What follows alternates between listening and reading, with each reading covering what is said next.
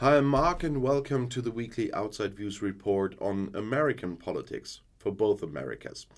US President Joe Biden has announced closer cooperation with neighboring Canada to curb illegal border crossings. Canada has agreed to take in more migrants, as Biden said in a speech to the Canadian Parliament in Ottawa on Friday. At the same time, the United States and Canada will work together to stop illegal border crossings, Biden said.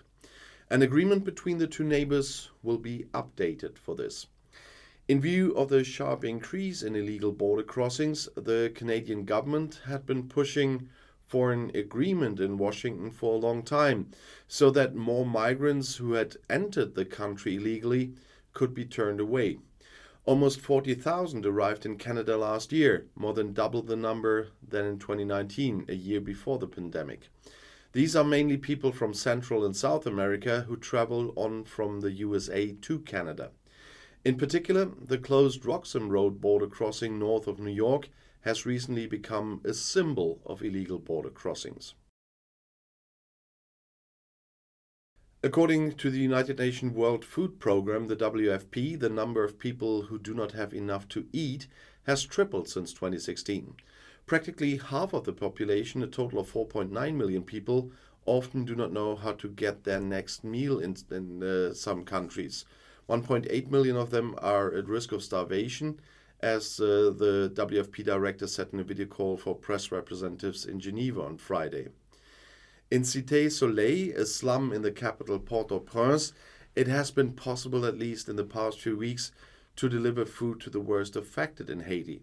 However, the area is largely controlled by gangs, and last week the aid organization Doctors Without Borders was forced to close its hospital there after violent clashes between rival groups outside the gates. The WFP urgently needs $125 million to be able to care for the most vulnerable over the next 6 months. The organization provides schools, among other things, with meals cooked from ingredients produced by local farmers. The international community should not forget that the humanitarian situation must be taken into account when seeking a political solution.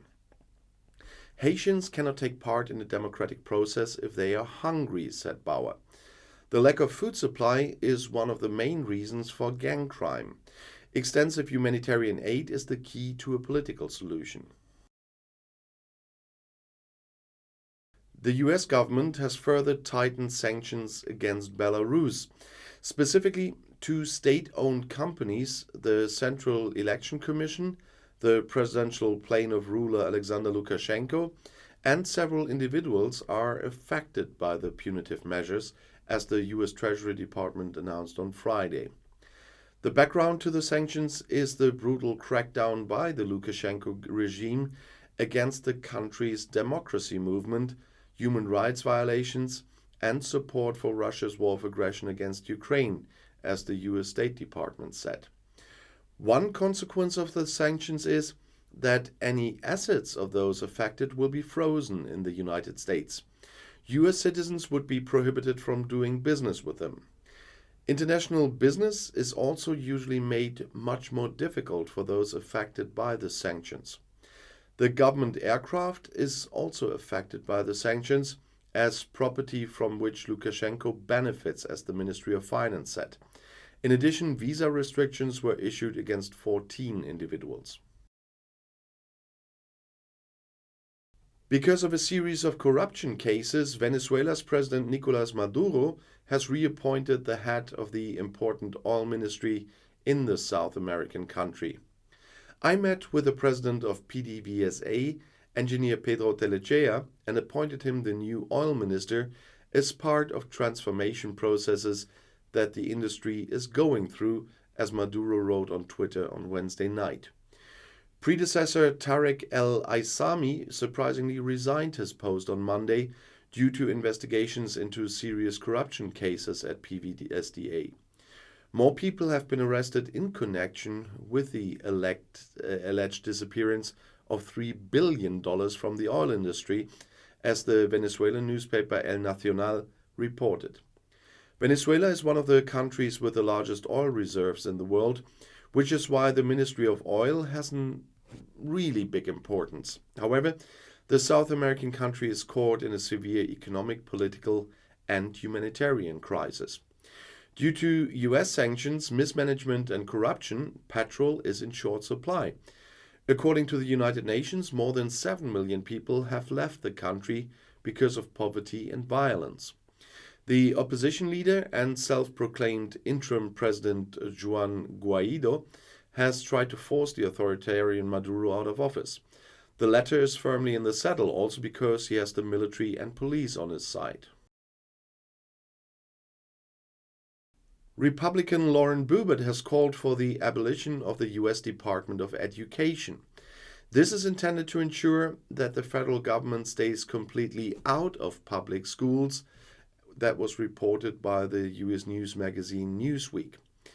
Boebert, a member of the House of Representatives, proposed 2 amendments to the current Parents' Bill of Rights legislation to the chamber, both of which were approved. Schools are required to notify parents when trans women participate in women's sports or gain access to women's restrooms, common talking points among anti-trans people. During the debate, the Republicans suggested going further and abolishing the Department of Education and getting the federal government out of public schools entirely, as Newsweek reported. The Parents' Bill of Rights is a Republican-backed bill that would require schools to publish their curriculum and provide parents with lists of books in the school library. Brazilian President Luiz Inácio Lula da Silva has had to postpone his visit to China because of mild pneumonia. The 77-year-old announced this on Twitter on Friday. Accordingly, Lula will not leave until Sunday, a day later than planned. A meeting with the Chinese head of state Xi Jinping, scheduled for next Tuesday, is not affected by the postponement, as the G1 news portal reported. Lula is accompanied on this trip to China by a large business delegation, including many entrepreneurs from the agricultural sector. China is Brazil's largest trading partner and one of the most important investors in the largest country in Latin America. Brazil, which mainly exports soybeans and other raw materials, wants to deepen relations with China and diversify its exports, as government sources said.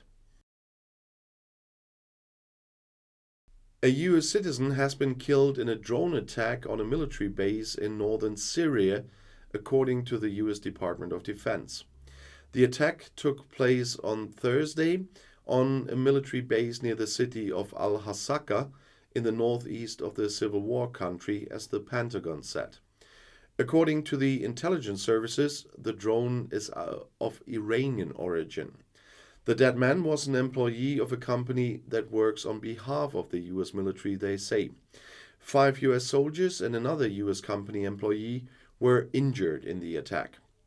The US military responded with several airstrikes on Thursday evening.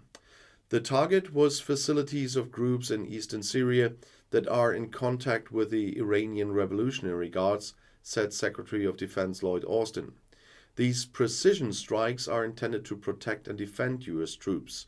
No group can attack our troops with impunity, Austin said. After more than 2 months, the Colombian government suspended the ceasefire with the powerful drug gang Clan del Golfo. Colombia's first left-wing president announced at the end of last year that his government had agreed a ceasefire with several armed groups, including the Gulf Clan, until the end of June. The Clan del Golfo, which mainly recruits its members from former right-wing paramilitaries, is considered to be one of the most powerful drug organizations in Colombia, responsible for smuggling tons of cocaine into Central and North America. The government suspended the ceasefire with the left-wing guerrilla organization ELN after just a few days. For 52 years, Colombia suffered from a civil war between left-wing rebels, right-wing paramilitaries, and the military. 220,000 people lost their lives and millions were displaced. The security situation has improved after the 2016 peace agreement between the government and the largest rebel group, FARC, but parts of the country are still controlled by illegal groups. During the election campaign, ex-guerrilla Petro promised to start talks with all armed groups in order to achieve comprehensive peace. Mexico officially announced its interest in hosting the 2036 or 2040 Summer Olympics at a meeting with IOC President Thomas Bach. Marie-José Alcalá, head of the National Olympic Committee (COM), and Foreign Minister Marcelo Ebrard presented a letter to this effect at the IOC headquarters in Lausanne in Switzerland.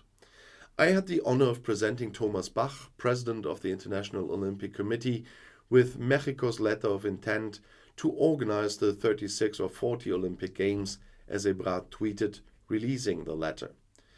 Mexico had already announced an application for the 2036 Games in October last year and had thus become a competitor for a possible German campaign. Mexico hosted the Summer Olympics in 1968. Egypt and Indonesia, as well as the mayor of Istanbul, have also expressed interest in hosting the 2036 Games. And this concludes this week's report on American politics. You find the next report on another region or America right here in the end screen. I'll see you there. I'll be back.